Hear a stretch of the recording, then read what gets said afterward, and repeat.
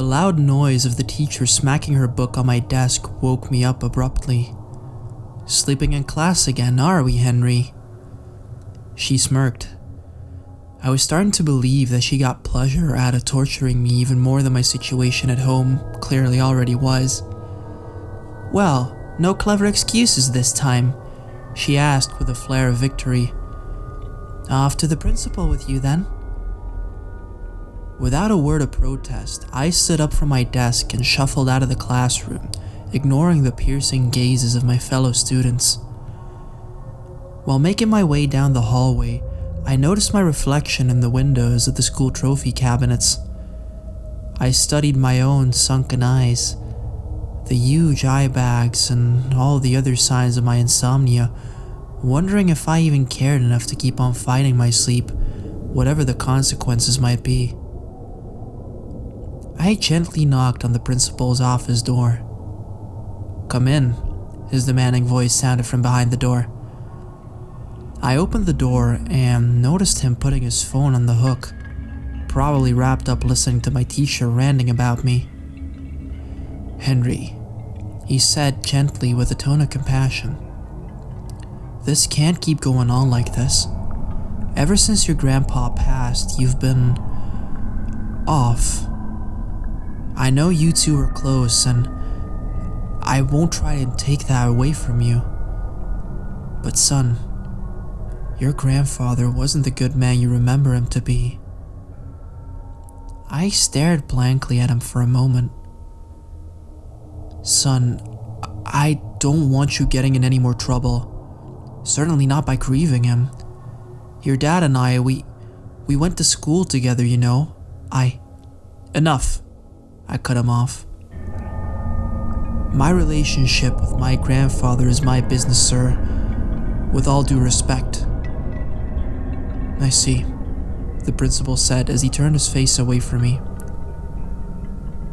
"Go home, Henry. Rest.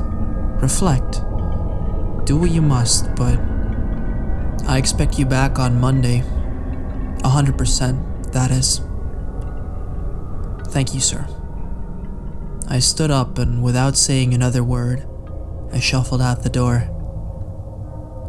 The walk home had been getting longer and more tedious every day. My fatigue was definitely taking its toll on me, but somehow I dreaded coming home even more than usual. The last few weeks after Grandpa died, I tried everything to get a good night's sleep, but it seemed my only real option was to survive the night rather than get through it. My mind wandered, scanning through options as I made my way up the steps. I opened the door and made my way upstairs right away. My parents didn't even question my recluse behavior anymore, just sort of nodded as I passed by. All they wanted to say had already been said. Tell me how they love me, missed me, and how they wished I could find it in myself to move on. However, moving on seemed to have become impossible for me. Despite our close relationship, I knew, and deep down had always known, that Grandpa was not a good man. Father had briefly mentioned the abusive behavior, but never more than a whisper, it seemed. As if he was still living under the iron fist of Grandpa, and in a way, he still was. Every time Grandpa came to visit, he treated my father as if he wasn't even worth a look. But me, Grandpa always treated me as if I were royalty. I made my way up the stairs into my room, where I promptly started to prepare for the night. I charged 2 flashlights, one to use and another one just in case.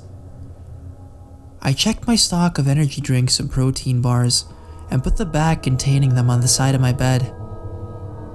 I sat up on my bed against the pillows that I'd stacked against my headrest. I still had some time left to try and get some decent rest, I thought. I set my alarm for 2:30 a.m. and instantly, I dozed off.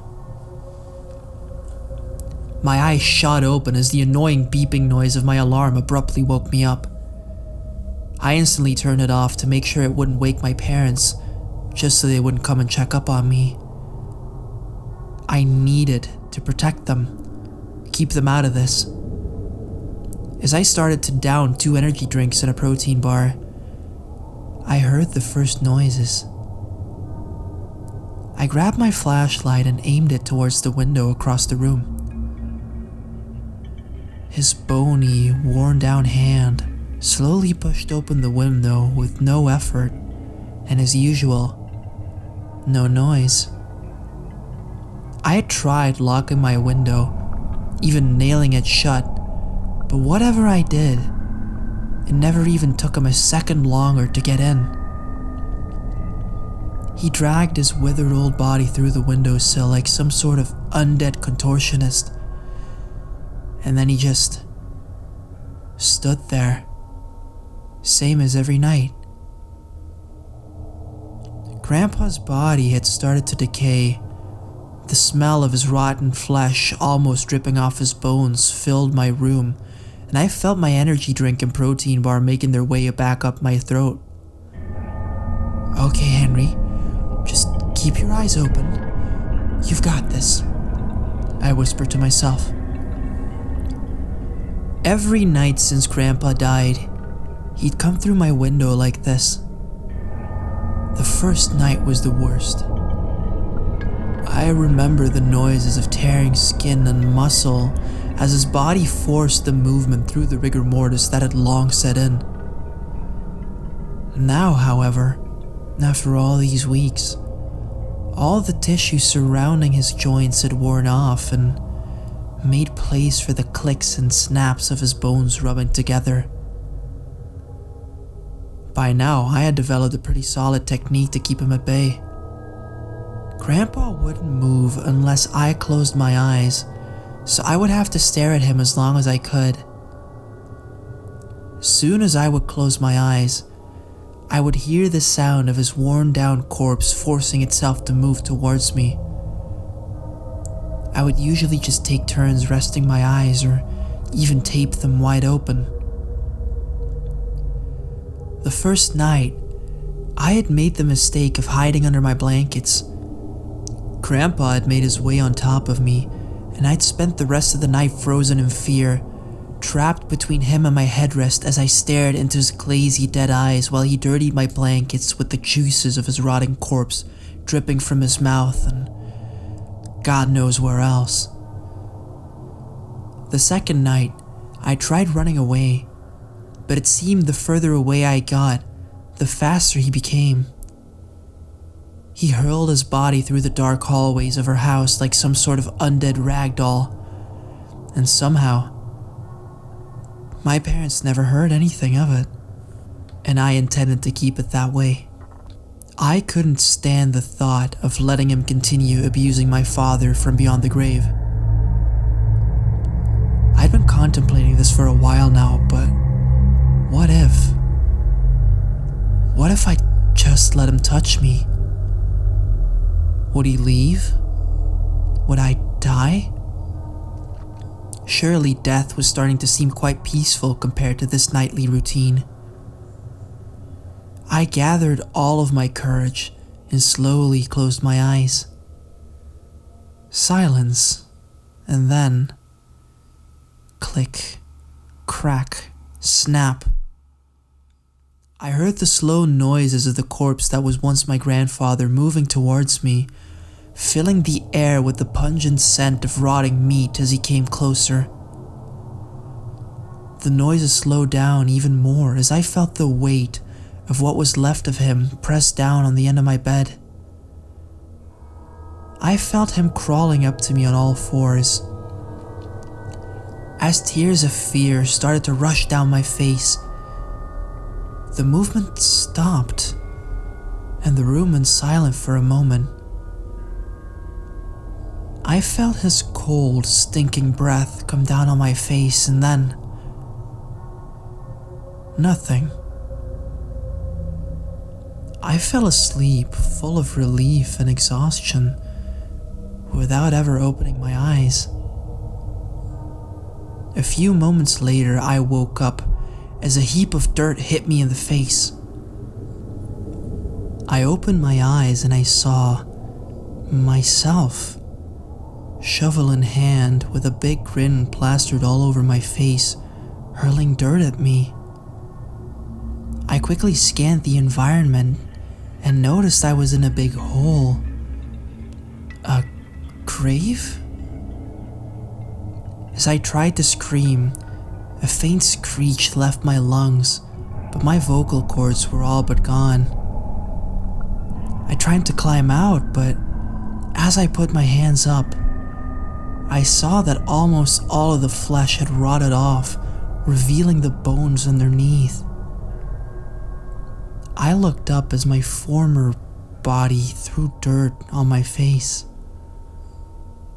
I remembered my principal's words. Grandpa was not a good man.